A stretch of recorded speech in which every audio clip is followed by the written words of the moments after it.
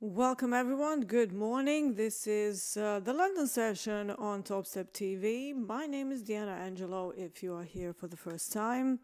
I've been trading futures for almost 12 years now, and I've actually been trading for much longer than that, so coming up to about 17 years. I was a swing trader back in the day, so I did that for about 5 years and then thought to myself, hey, this is pretty good. Let me try and get into the professional waters. And here we are many years later. All right, so if you find any value in what we're doing here, don't forget to press the like. And if you're here for the first time, make sure to subscribe to the channel.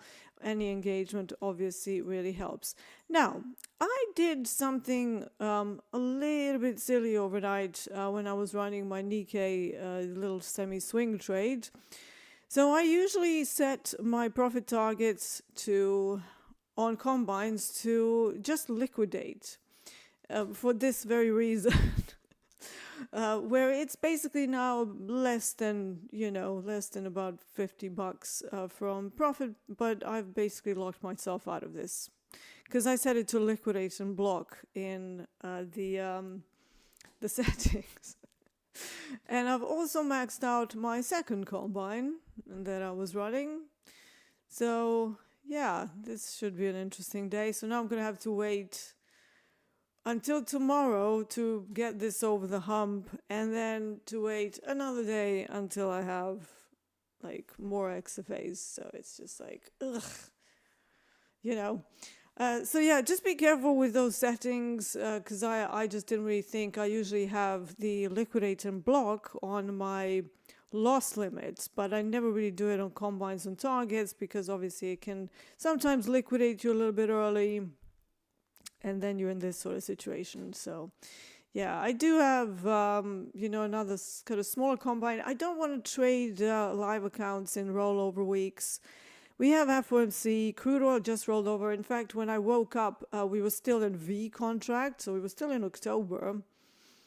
But as I was doing analysis, I noticed that one of the charts has moved on to the next contract. So I'm like, now I have to redo everything. Brilliant. So yeah, it's always going to be a little bit weird on rollover weeks. Crude oil tends to roll every single month, so it's not anything odd, but this week we also have the roll in equities, so that's gonna add a whole bunch of weirdness into the situation. And I mean, you saw ES yesterday. If I show you this chart, I mean, look at this. This is just horrendous, right?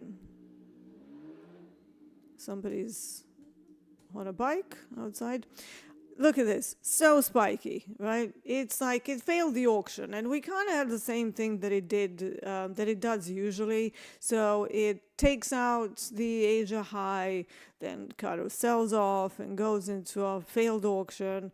But then look at these spikes, like how, if you guys got chopped up yesterday, I'm really not surprised. In my coaching group, I had, loads of people who were like, oh, what's happened? Well, why is this?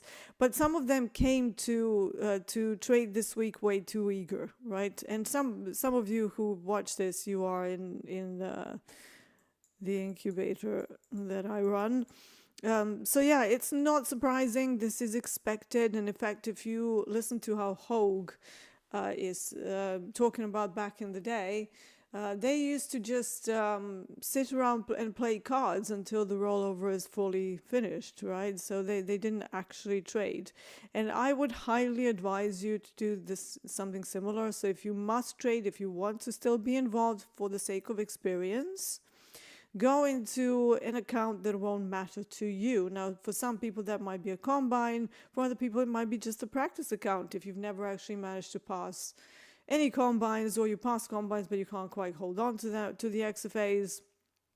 So yeah, just be careful in rollover weeks. Even though we get movement, making money on rollover weeks is not the norm, right? It gets spiky, it gets barcodey. It's, the candles are large, but everything is sort of in a range. So, it's a very challenging situation. Now, crude oil, similar thing, right? So We had a pretty quiet day yesterday on crude oil. And it took like forever to actually get to any sort of relevant levels. And I kind of anticipate the same thing to happen today. Because crude oil is my main product, I am going to spend a portion of this analysis analyzing crude oil for obvious reasons. Now, if I look at it on the daily chart, we still have an area of balance here. So really, the upside movement has slowed down, right, massively. So we need to see what they want to do here. There is a little bit of a supply here that we tried to go through, but ultimately we ended up as a doji candle on the daily chart, and now we're seeing some sellers. If this thing is going to go higher, we do need to see some more commitment on the buy side. And some of the levels that I have for today on crude oil, I'm not interested in this area here. It's way too high up. But if we manage to fall down to 68.50, I do have a couple of levels there. So I have the London average session range low around 68.55. I also have the London value high from yesterday at 68.46. So it's pretty much at the same zone. And then if I look at some gamma levels and stuff, we have a level at 68.76, which is 0DT put support. But we also have another level lower down, a gamma exposure level right on the nose at 68.50. So I would probably be interested in that more than in the one that's 68.75. Now, one thing to note about crude oil is that it does like to move in sort of 25-cent increments. So if you see the big players stepping in, they usually don't really step in at like odd numbers. They will try and step in around the 0.25 cents. And yes, sometimes it will be off by a few cents, but usually you will see them stepping in at 0.75, 0.50, evens, right? It's not going to be, oh, let's just go in at like 69.28, you know, or, you know, odd numbers. They will, you know, get filled at odd numbers if they can't quite get a fill somewhere else, but they will typically start to run their orders around those relevant areas. So just keep that in mind.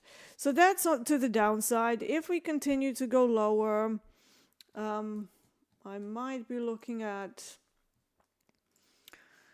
sort of like 67, 63. So, you know, there is a lot of space down below if we manage to break through some of these levels. And I think Hoag's, I don't know whether he's done the weekly kickoff high and low for this particular contract on crude oil. I think this is still the old number at 72.60 and 64.60. So he's probably going to need to convert that. I always like to have Hoag's levels on my chart because they are, as I've said before, scarily accurate, and they either act as inflection points for like further movement, or they're just like stopping points, like it just stops dead on. So definitely a good level to have on your chart. So yeah, this space down below, if we can kind of go into that real sell-off. And then to the upside, as always, I have the round number of 70, right? So I have, again, a couple of things there. I have the average session range high around 69.91. And then further up, we do have some supplies on a 4-hour chart at 70.22. So that entire area, you know, it's pretty sizable, but usually I work in zones. Every time I call out any sort of a level, it's going to be a zone of about 30 to 50 ticks. So it's not going to be, you know, nitpicking. I just know that in that area I would like to see a seller, and I would like to become a seller myself. So yeah, so far this is kind of middle of nowhere for me. It's trying to fail the auction, but again, middle of everything, and it's sort of just like 50-50, flip a coin and hope for the best sort of thing. Obviously, a failed auction after taking out the Asia lows. might be considered a little bit more high probability, but still, I'm just not really seeing a lot of commitment here either side. Let me just check something on Edgeful. And then we can go into questions and stuff. I do have some plugs to do for you as well. So we're gonna get that out of the way. What am I looking for? I'm looking for volume. Okay, so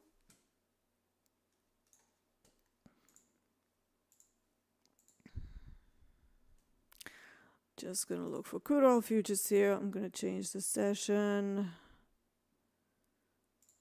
I'm gonna create a custom session because this is a short London. Oh, what's going on here?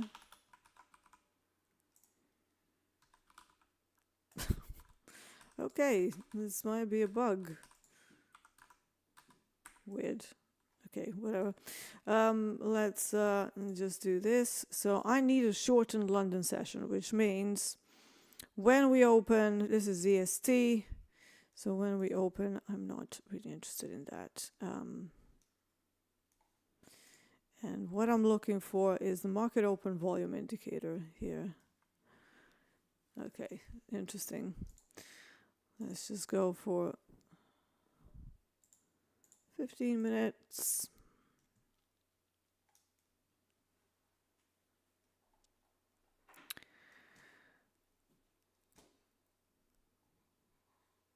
I mean, this is not... Yeah, so we've had stronger opens than this, much stronger. This is like not very good.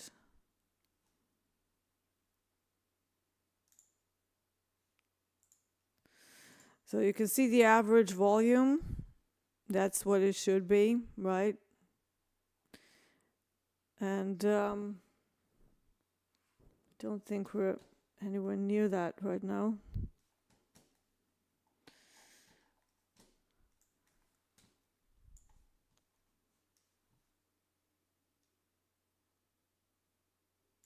So I'm just going to have a look at here.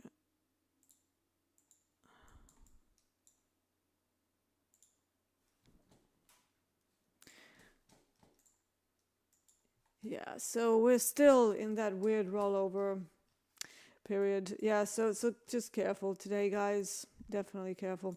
Someone said before I came on, they said, "Oh, good day, stay safe. High impact news today." Pretty interested to know what high impact news that is, because the only thing I see is CPI. So and that's from Canada, not from the United States, and that's not really a major thing for anything. Like, it might have a bit of an impact on crude oil, but not nearly as much as the regular CPI that we get from the States. Someone's asking, where are you from, Dee? It's a bit of a loaded question. So I live in London. I'm a naturalized British citizen. I've been here for a very long time, but I'm actually originally from former Yugoslavia. I was born and raised in Belgrade. However, I went to school in London too. So, and half of my family was living in London on and off for most of my life. So, yeah. Verti said, what is a rollover week? Start of a new contract. Yeah. So it's basically when they roll from, let's say we were in October, now they're rolling to November in crude oil. That happens every week. I hope not. Every month in crude oil, but in equities it's like a quarterly thing, right? So every time equities roll, it's like, oh, it's quadruple witching, wow. They have this whole thing about it, because it just doesn't happen that often. But for those of us who are in crude oil, we're like, yeah, another rollover or whatever. But equities, it's like a much more of a significant event. Okay, so Luffy says, oh, sorry, no, there's Bruno. Yeah, a green cap. I'm still waking up. I've had like migraines this whole week. I've just had like, I think I've got like a cold that's not able to actually come out, but it's still affecting me, so it's really annoying. So Green Cap says, hi Dee, I'm short gold from 26.11 too, looking to retest the lows as it's very range bound. What do you think? Um, I've looked at gold briefly earlier. I didn't like what I see. So you're looking at the retest of the lows. Which lows would that be? Like 2600s, or are you looking at the lows from yesterday? Or the lows, well, those were already taken out. The lows from previous week, like, when people say, oh, what are the lows? It's like, just give me prices, because I don't know what you're looking at. And, we are not, we are not psychic. Definitely not psychic. Buy the rumor, sell the news. Do not sell anything on the news, okay? Just don't do it. And in fact, if we look at Edgefold, you can see the performance of FOMC on relevant products. So do use that. They are our partners as well. So if you go price action, and then let's go something that's heavily traded. Let's go ES, and let's also change the session. And then you're going to see FOMC performance here, right? And they have it on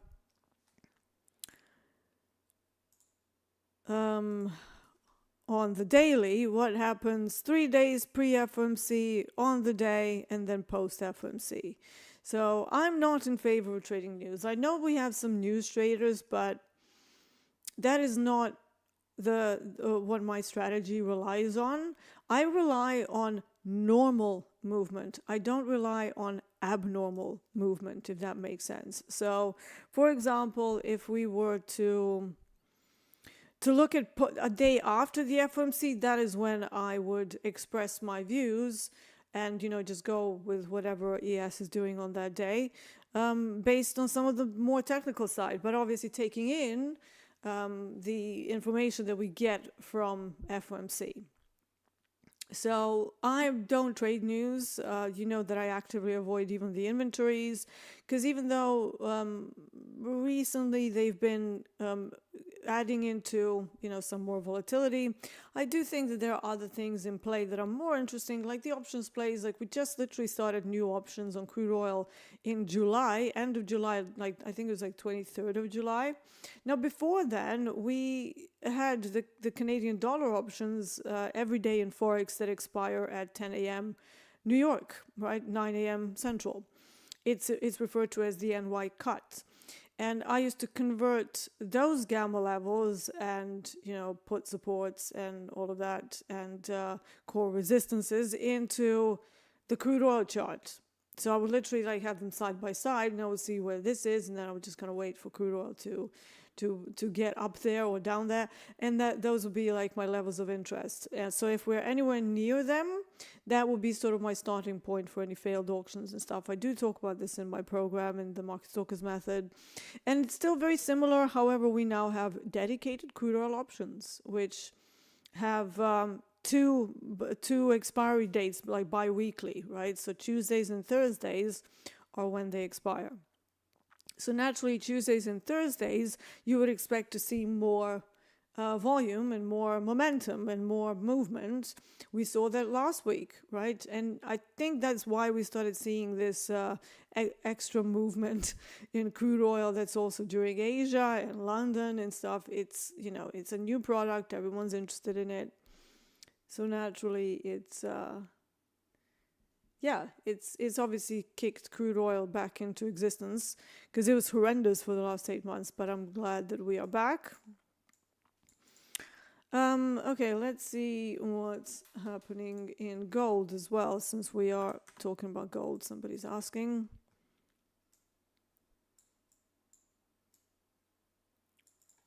This is now Asia low. This was Asia high. I mean, it did like a standard takeout, Asia high, then going to a sell-off, which happens across like a wide range of instruments.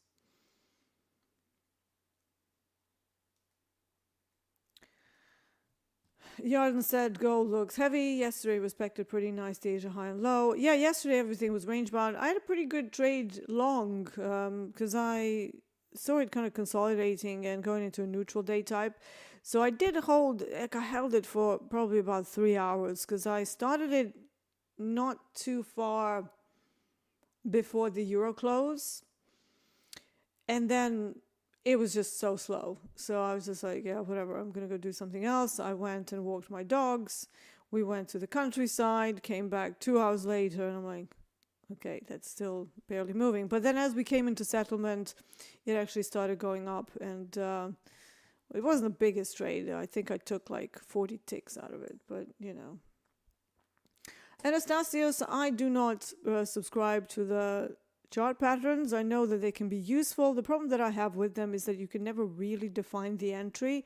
It's always very wishy-washy, right? It's not like, you know, you have, for example, consolidation, equilibrium, resolution, and then you have what I like to call the market shift conterminous lines at 26.11 is your point of entry, and then you have a stop loss at 26.14, right?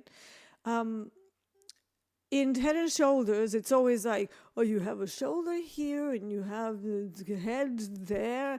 And it's like, I call it the market flipping us off pattern because it sort of looks like that. So, you know, but if they help you directionally, that's great. I prefer to look at how the overall price action is doing, whether we have overlapping values, whether we're opening below value or above value. And we're still opening inside values, right, from yesterday. So that means that there's bracketing, there's still ranging. So until we break out of that, I'm not really that keen on gold, especially not after we consolidated. So we basically reaccumulated, then went into another all-time high, and now we are effectively doing something again. Whether it's going to be another reaccumulation or whether we're going to go into a highly probable liquidation after the consolidation, that remains to be seen. But the fact that we made an all-time high makes me very, very suspicious to short gold here. However, it's gone up massively, but it is gold. You know, it's a risk product. We do have some risk events. We have geopolitical risks on the cards. We have the elections, you know, big uncertainty whenever a country that's as big as the US is about to change their whole leadership, right? So that's always a cause for some instability, if you can call it that in the States. But yeah, it will always mean that people want to protect themselves from uncertainty, and gold is something that people use to protect themselves from inflation in the old portfolio theory. Anyway.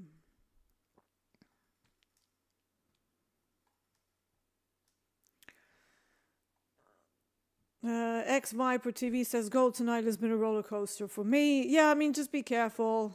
Again, like I said, we have FOMC. They're probably waiting for that. So apart from sort of few scalps here and there, they come from high probability levels rather than in the middle of the range.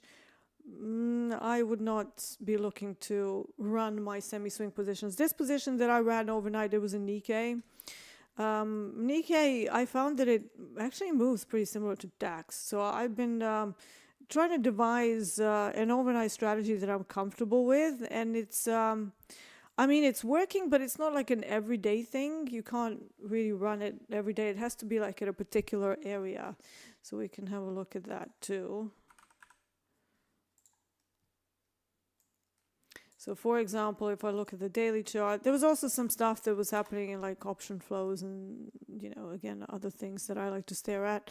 But generally, the main reason why I went short, what was this? So I went short overnight, and one thing that happens across the board is that sessions like to chase each other, right? So you have New York doing one thing, then Asia kind of, like, let's say yesterday equities went up, and then Asia comes, they sell off.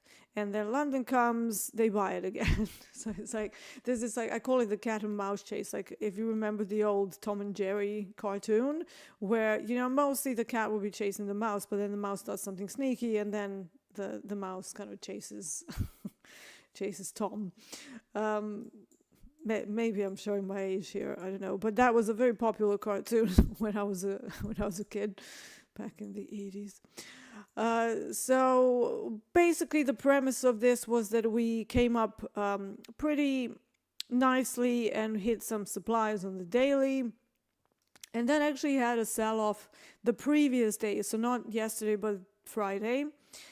And then after the market actually hit that supply, I was kind of looking at where the gamma levels are, and I was converting them from SPX into Nikkei. And I also looked at some Nikkei levels too. So I was like, okay, there's some confluence there. And if this is going to do anything, might be a good time to sell. So, I sold it. I probably used the 2 lots, which is like quite expensive, but I only risked about $675 on the trade. And yet when I woke up this morning, this was the result. So I effectively managed to capture all of that. So I'm going to try to keep that going. I don't know how comfortable I'm going to be doing this in XFAs, because like I haven't attempted it yet. But we'll see, because I want to have a few XFAs before I kind of start doing all of them. So basically I've decided to do copy trading. So I've been shying away from copy trading because I absolutely hate it. I think that for a novice trader, copy trading is probably the best way to blow your money. And I just think it gives you unrealistic expectations where you're constantly staring at smaller amounts and then just doubling them up, tripling them, and however many accounts the firm allows you to have. But yeah, basically the premise was that I always thought that building your skills as a trader should come with getting adjusted to trading with size through like one account, because it's a very different experience when you're seeing 50, 100, 150 movement, to when you're really trading with size and you are seeing 3K up, 3K down, 4.5K up, 4.5K down. Like those are the sort of movements that you see, and even crazier, back in the day when I was forced to trade with quite a bit of size. One of the reasons why I went to ticks is because I became very stressed out looking at the amounts that were on the screen. So I kind of started losing the plot. I'm like, well, I don't even know, how deep into this trade we are, and I'm already like 15K on the wrong side of it. So I'm like, is this like... So I started to move away from the monetary values and into ticks. And you will see this with quite a lot of people who go into professional trading waters, and then eventually, you're trading different size accounts. So somehow you have to make sure that you are, equally consistent, and that you're looking at each setup as a setup rather than, I made 5K here, but, I've traded a million lots, like I was in with 120 lots here, and I made a lot of money. But then you look at the number of ticks and you're like, that's only 10 ticks. That's really pathetic. So to me, I like to make sure that my strategy is kind of like going along with whatever the number of ticks is. And even if you hear Eddie talk about it, he's like, nobody ever talked about monetary values in the pit.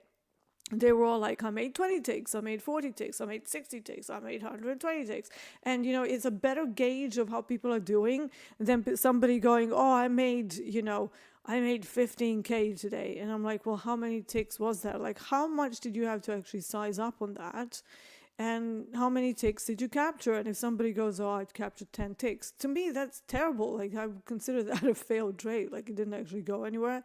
Like, almost a scratch trade, right? I usually look for 40 to 70 ticks. And that's why, I like to say in Nikkei, doesn't matter what size I used 14 ticks stop to capture 93 ticks. So hopefully that makes a lot more sense to people. So whatever size you want to use, you now have a better frame of reference of what that trade was. And the fact that a 14 tick stop on Nikkei means that it can survive the overnight. So that's very interesting to me.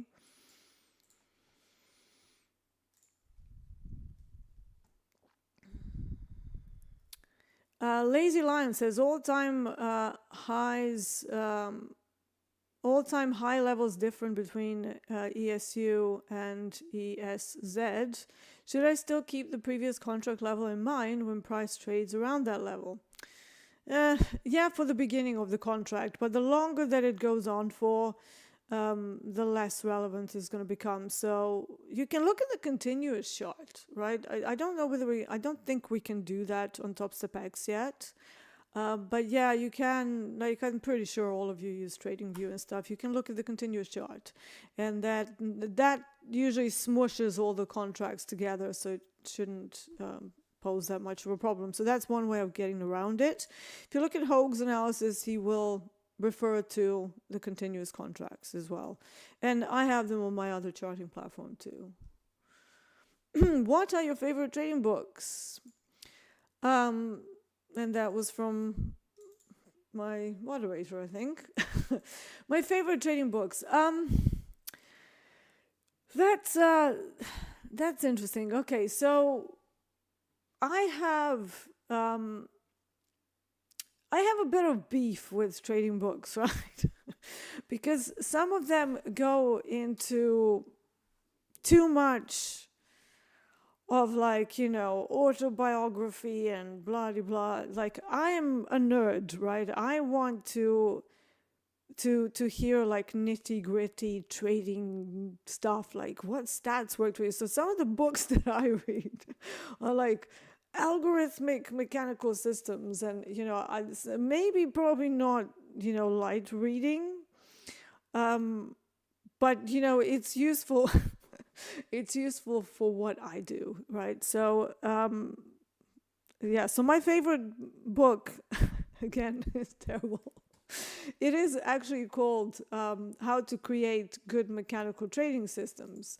I can't remember the author. I can get you the author from my library, but yeah, it's basically the guy who practically talked about what works, what doesn't work, how to look at things like risk of ruin and stuff. And I know this is not what people want to hear.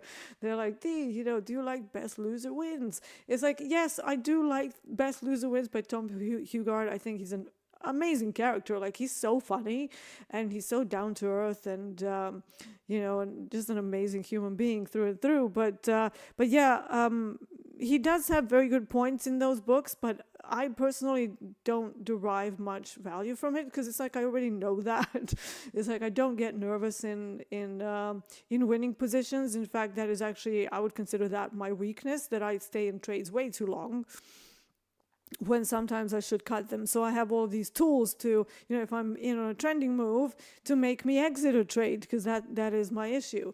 And yet some other people have a completely opposite problem, where they stay in negative trades forever and they keep increasing stops and stuff. I don't. Like, if it goes to minus 0.5 hour, I'm like, nah, this is probably not going to work, so I just cut it. But on the other side, I have had a lot of hold on, let me have a look, Bruno. Just what am I looking for? I'm looking for my Amazon, because it's all on my Amazon.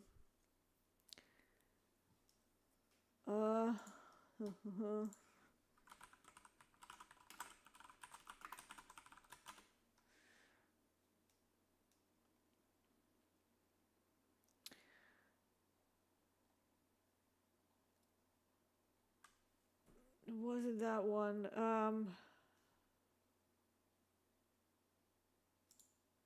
Let me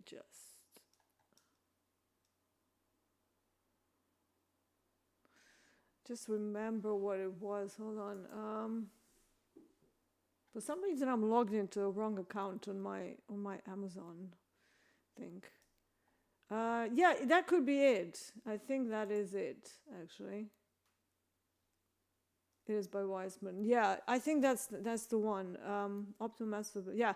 So basically, Wiseman talks about like what to do in a back test and what not to do, because I had a whole experience of you know, having a team for like, oh, they're going to create my algorithmic trading systems. And for the 2 years that we started working, I tried to make it way too complex.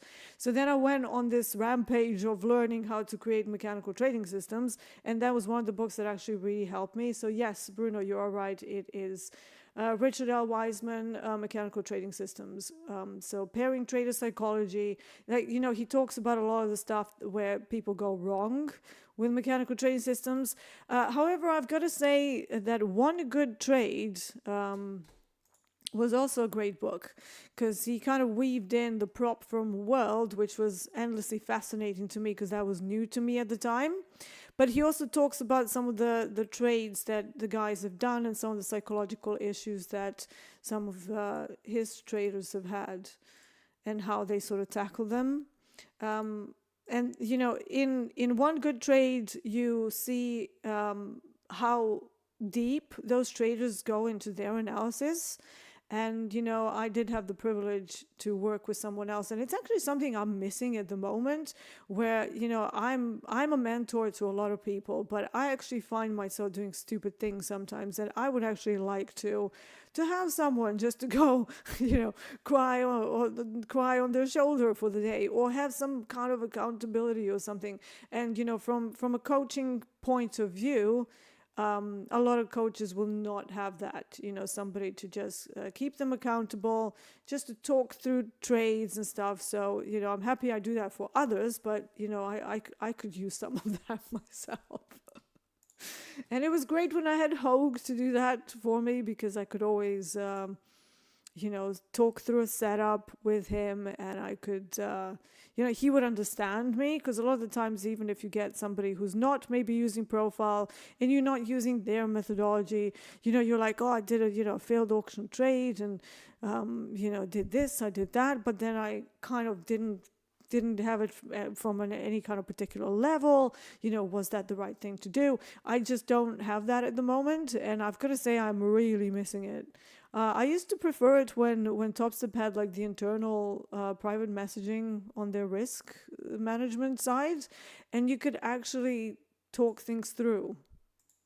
So they don't have that. They kind of pretty much leave you alone unless you've like made a lot of cash on the day, and then they're trying to make you not lose most of it on the same day. So books. One other book did I find useful? I'm just trying to think.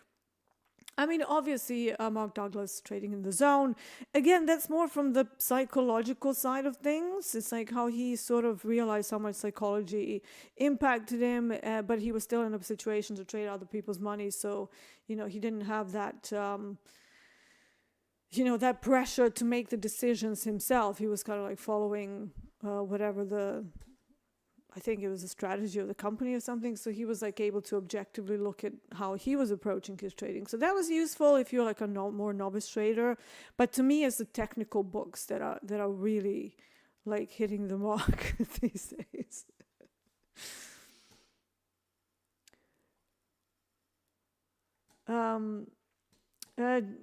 Just my style says, what's that Topstep levels indicator used for? So Topstep levels indicator, the idea behind it is that you're going to have coaches levels, but I just have Hogue's levels there, because and unfortunately on crude oil they still haven't updated it for the new contract, so I'm going to have to wait and see what these Hogue's kickoff levels translate to in the next contract. But that's what they're for. However, you do have other levels there as well. Last week's high, yesterday's value high, point of control, settlement. Now, the problem with me and using the London specific levels is that these are mostly just done for the main NYMEX session. So for London, they're not particularly useful for me, so I don't have them on there. I do have my entire charting package from AM Futures at MetaTrader 5, so that's on the other screen, and you can see that on my own channel if you want to check that out. But yeah, I have a software development company that's pretty well known at this point, and we have our own suite of indicators that we have. Some people ask me because they know how Blatic indicators look like on the other platforms. So they're like, oh, is this Blatic on Topstep? It isn't, but honestly, I'm seriously considering just getting like just the Blatic DR at least as a free sort of indicator in Topstep. So, but I'm still debating with my software team whether they want to do it, because they're C# coders. They're not. I think this is JavaScript.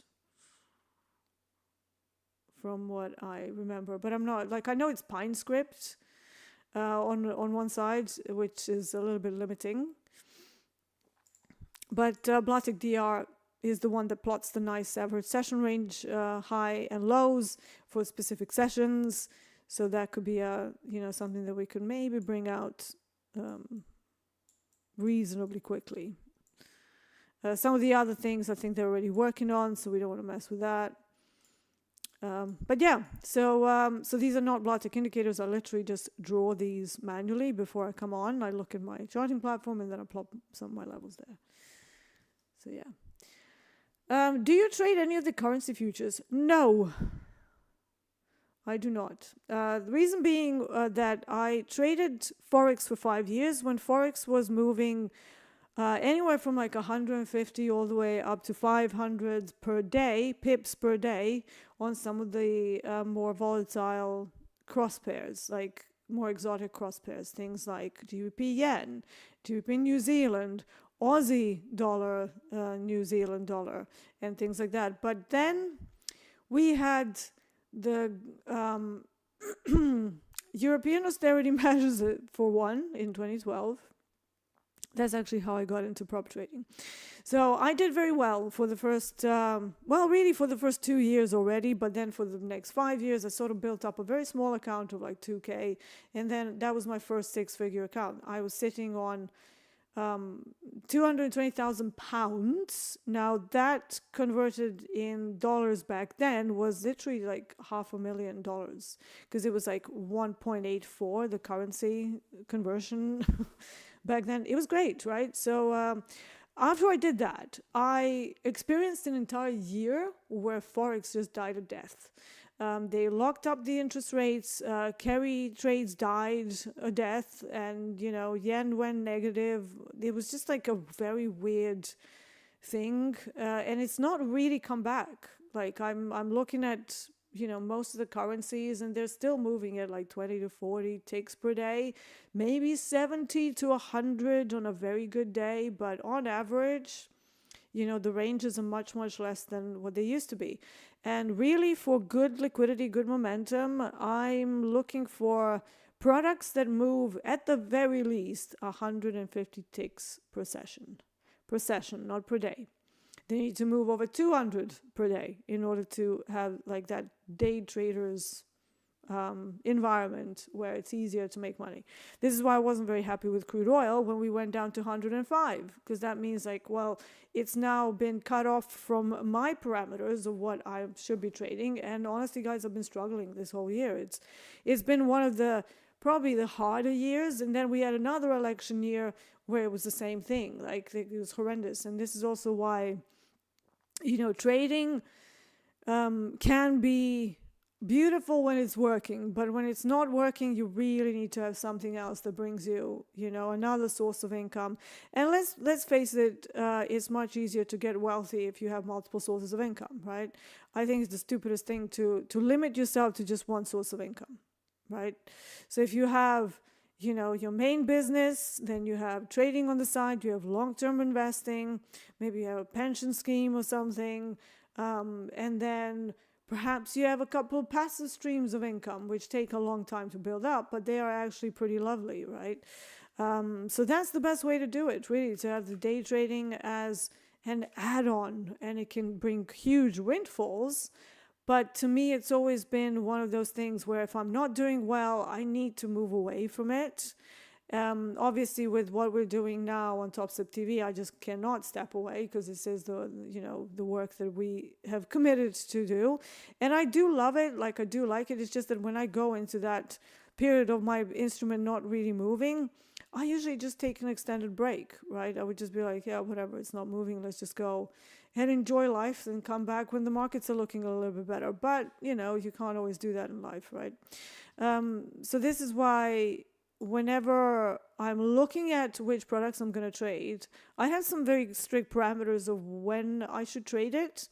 It's why I've been jumping around so many products this year, because crude oil went below that threshold. So I'm like, I kept trying it, but then it was like not moving. I had to check whether my internet was on a couple times, and I was just like, this is painful. That's exactly why I don't trade Forex. Forex is even more painful. If we had 115 ticks average range in crude oil, in Forex you have 70. And then if you look at Swiss franc or something, it's 40. And then every so often the yen goes absolutely bonkers or for one day, and then it just dies a death again. So that kind of inconsistency in everyday movement is bothersome, and it's very frustrating if you're doing this day to day, right? I don't want to trade once in a blue moon. I want setups that are going to come every day, multiple times per day. I have 3 things that I look at every day. Well, now it looks like it's going to be more like 4.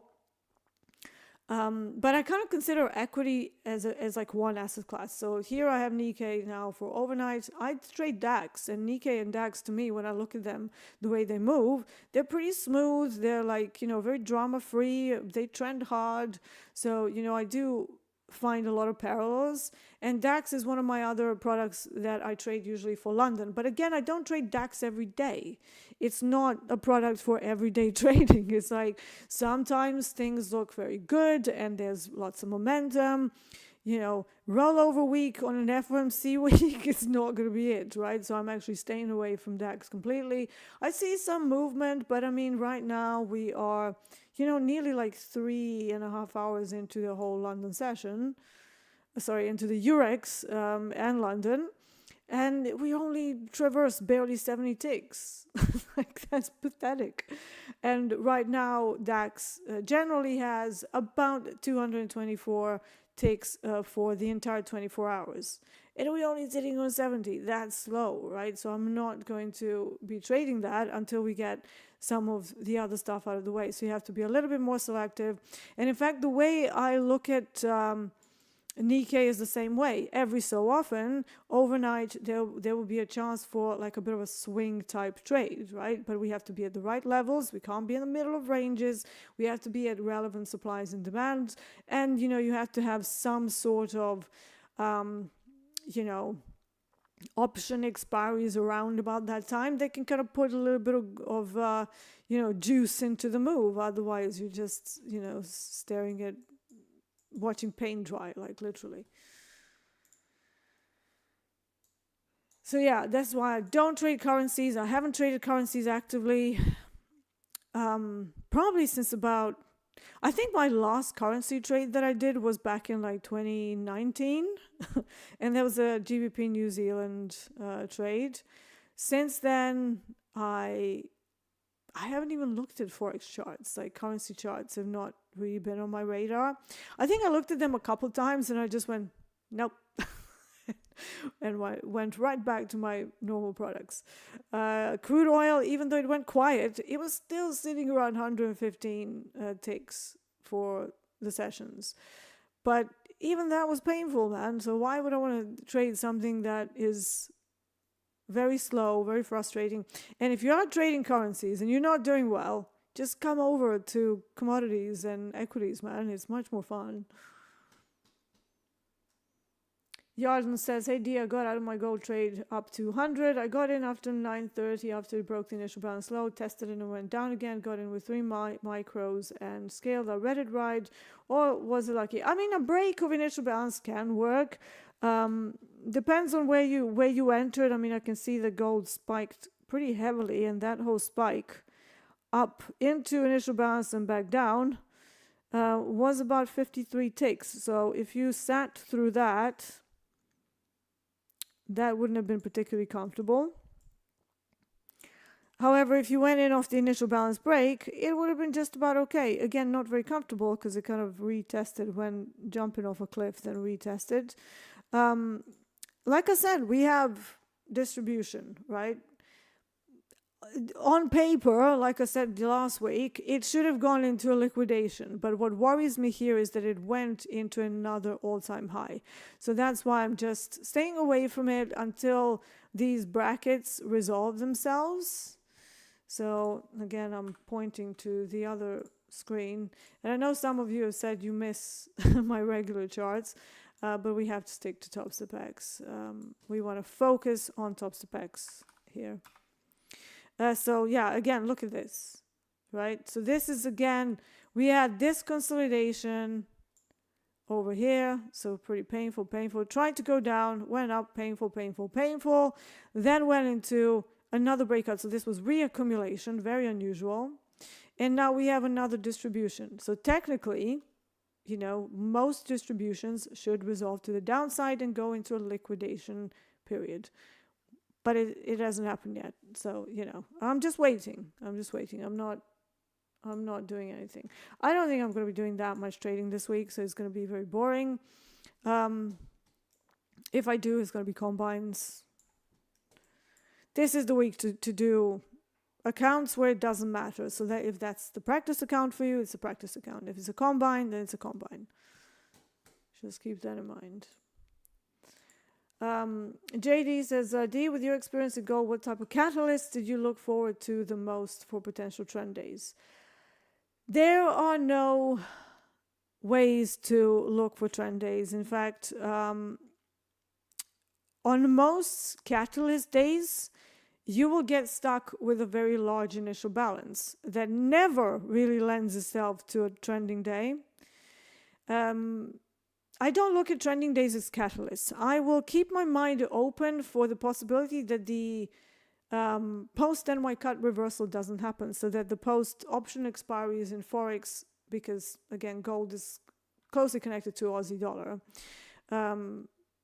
So if it doesn't turn around during sort of like C and D period, you have a good potential for a trend day, especially if you have maybe a gap fill. So if we open, let's say, above value, then it starts to break the initial balance to the downside and sustains below it. That tends to open up a possibility for a very nice trending day. And it doesn't have to have a catalyst. It's just a technical move. Gold is also very technical, but like I said, with catalysts, I find them more messy than anything. And actually for CPI, PPI, and all of those releases, they kind of come earlier in the day, literally like right at COMEX start.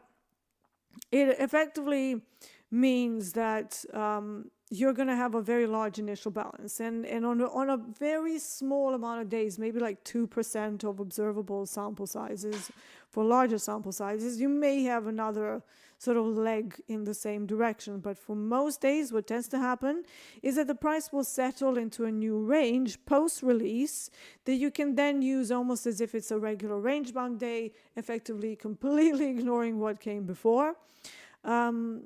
Sometimes it's a P-shaped day or a B-shaped day, which means short covering, longs liquidation. And then I don't like to go against those moves, so I will look for pullbacks and then go with the move within that newly established range. Apart from that, like, you know, a way to look at the trending days is that they are rare. Although in gold they do occur more frequently than in some other products. Like, for example, gold does 42% of trending days occurrence, like true trending days, right? Whereas if we compare crude oil, for example, it only does about 32%. Equities depends on the year that you're looking at. In the last few years, we've had a higher incidence of trending days at a 35%.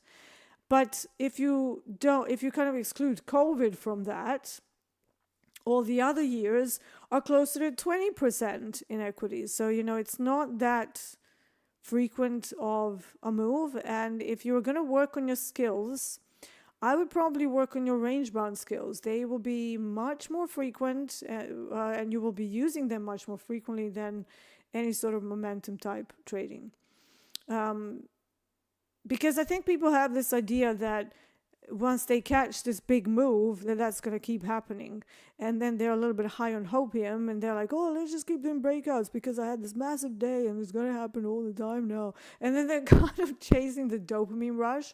They're not even chasing the technical move. They're not just chasing to recreate the amazing feeling of euphoria of making, like, you know, a lot of cash on one day. But you have to recognize that those are outlier days. If you've made money on a breakout trade that went into a trending day, it's an oddity. Don't expect it every day. So this is why most people lose everything the next day and the next day and the next day, because they're chasing, right? So be a little bit smarter, learn to anticipate that if you did catch a big trending day, you just go, hallelujah, thank you. And then don't do that again the next day, because likelihood is the next day is not going to be a trending day, just purely how the statistics and probabilities work, right? Can you check crude oil, please? I am checking it. I'm looking at it. It is on my radar. I have nothing. So it's not at any levels that I'd be interested in. This is a 4-hour chart of crude oil. We've barely moved, right? So let's go down to a 30-minute chart. Yes, it's bouncing from VWAP. I don't like it here. I'm sorry, I just don't. I think this is like middle of nowhere. And we have like a 50-50 chance. I like 70-30 chance for the trades that I'm looking for. Even higher sometimes. Right now, I would like to see it at 68.55 at the very least, or up at the 70 before I do anything. Remember, it's rollover week, right? Don't mess around with momentum trades. Like, I'm going to be looking for reversals as failed momentum trades today around relevant areas of impact. And I don't want to get caught up in the middle of a middle.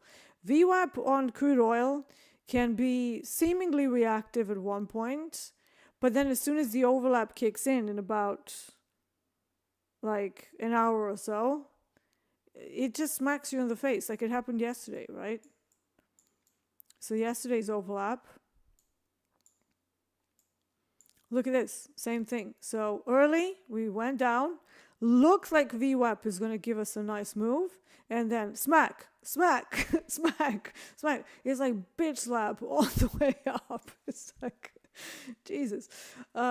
So, just be careful of trading VWAP bounces into the overlap on crude oil, unless it's a scalp and then you just kind of, see money, take money. That's a good option. But be very careful of the volume and movement increase in the overlap. Even though it's rollover, crude oil can still do weird moves. The reason why rollover is difficult is not just because it's quieter, but it's also because it does these like irrational moves that, seemingly don't have a cause for it. So this is why I'm going to stick to my high probability levels. I'm going to be patient. I'm not going to overtrade. And I'm going to wait until the levels that are in my plan today. This level is not in my plan today. Okay.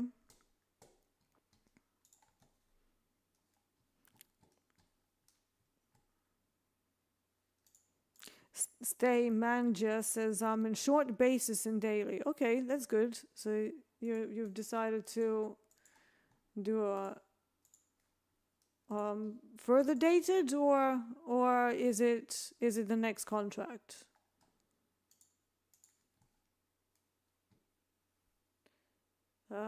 Yeah, so that would be interesting to know. Bro, why is Topstep so slow on execution? Probably because you have the refresh rate wrong. Or you're very far away from servers. I don't know. But if you find that the execution is slow, try to do the refresh rate maybe on fast. See whether that improves it. IT support D reporting for duty over here. But yeah, so maybe that's why. And if you're on a live account, well, that's not usually to do with the platform. It's usually the exchange. But yeah, if you're on combines and XFAs, then it's probably to do with your refresh rate. So check that.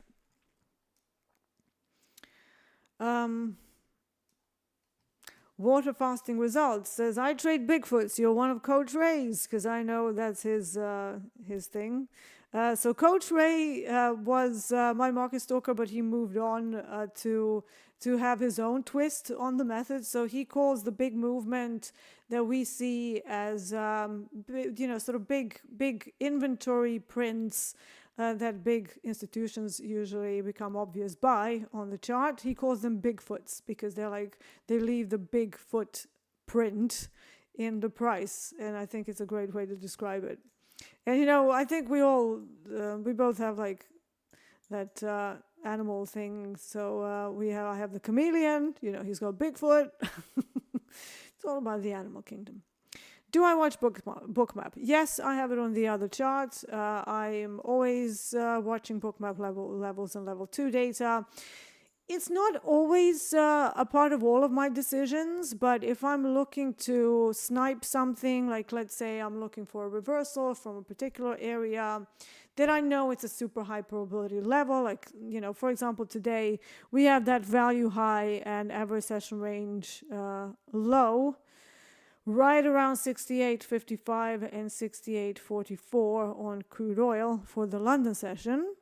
So I would be looking on Bookmap to see whether they have some orders there, and then look for literally like a block of orders, and then to see whether we go there, and then to see whether we can get commitment behind the big orders stepping in right there, or whether they're completely ignoring it. So it's a very useful tool for that.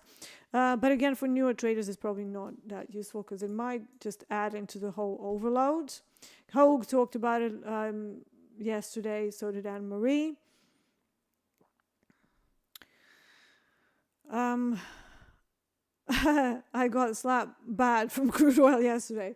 Yeah, crude oil was a bit of a tough cookie yesterday. It was a quiet day, and it was just very temperamental, so I'm not surprised.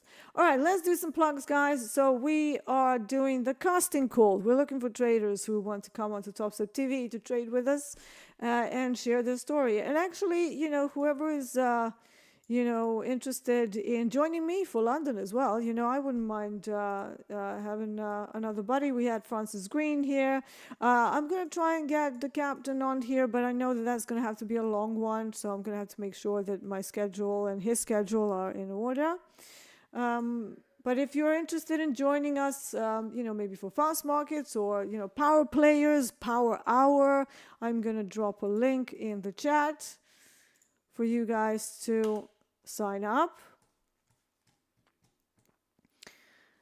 And then if you like what we're doing here, if you find any value, obviously make sure to like this video. So not the one in the chat, not the heart in the chat, but the one actually underneath the video. If you found any use in what I was saying today, please click the like. And if you're new here, please subscribe to TopstepTV. Underneath the video, you also find a link to my main YouTube channel. You might find some more value there because I do have quite a lot of free videos where I yap on about profile and a whole bunch of other things. So Topstep Discord is also a place where you want to be, right? So if you're looking for community, if you're looking for trading buddies, if you're looking for help from the coaches, we have designated coaches. We have Coach Dakota, always on the leaderboard, right? We have Coach Ray, not on the leaderboard, but is one of the people who has held the Topstep live account for over 4 years, one of the longest held live accounts in Topstep ever. We have Coach Paul, 30 years in the industry as a professional trader. We have Coach Vince. We have like so many. We have Coach Jay, probably the best in the business when it comes to volume analysis.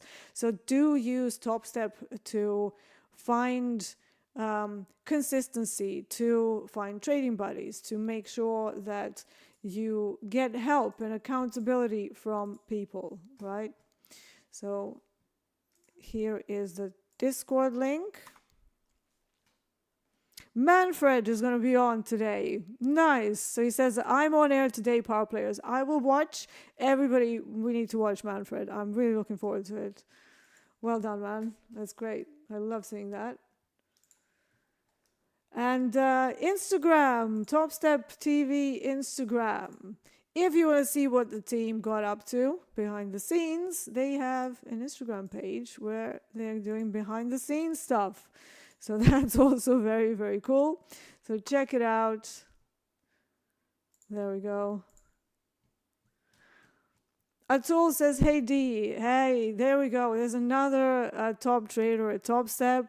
He's doing very well. He was, you were number 2 for quite a long time, and I think you're pretty much up there still, aren't you? Very good to see you here, Atul. What an honor.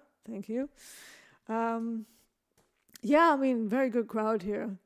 Very good crowd. Awesome. All right, so I'm going to wind it down here because, again, we have the main broadcast coming up today as well. Still waiting for the FOMC tomorrow. If you're trading equities, be very careful. I'm so annoyed with myself that I locked myself out. I could have had another XFA, but it's like crazy. I'm going to try not to do that. So yeah, just be careful with those liquidate and block, like what you put them on. Because again, it was a complete just like Muppet moment for me. I'm like, yeah, I'm just going to put that on liquidate and block. Yeah. So now I have to wait 48 hours before that comes through. Great. Anyways, thank you so much for being here with me. I've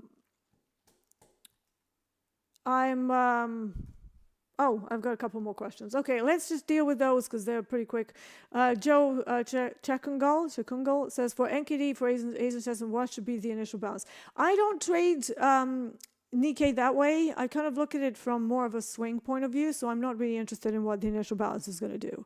I look at it because I'm not going to be there to actively look for failed auctions and stuff. I'm just looking at a larger zone on usually a 4-hour or a daily chart. Then I will, look at gamma exposure levels and whether there's something there that I can fall back on. Usually some option flows and stuff and expiries, and then I will deem that this is the time for some pullback, and then I don't really actively look at it. So it's not really the same way. It's more kind of like a swing, what I used to do as a swing trader in the first 5 years, and I'm kind of glad I'm getting that back into my life. And finally, Thomas Swinton says, hi Dee, thanks for your education during your class. Really love the vibe. Thank you for being here, Thomas. I really appreciate you. And it says, keep up the amazing job. I'm very glad you guys are liking it. You will notice that it's a lot more educational because of, we don't have DAX. We do have some things that move sporadically, but I'm still waiting for some of those Eurex products to come into the mix. Anyways, that is it from me. Thank you so much for hanging. I'm very honored to spend time with you and to answer all of your lovely questions. You are the best crowd ever. Enjoy the rest of the broadcast, and I will see you guys for another edition of the London session tomorrow. Take care.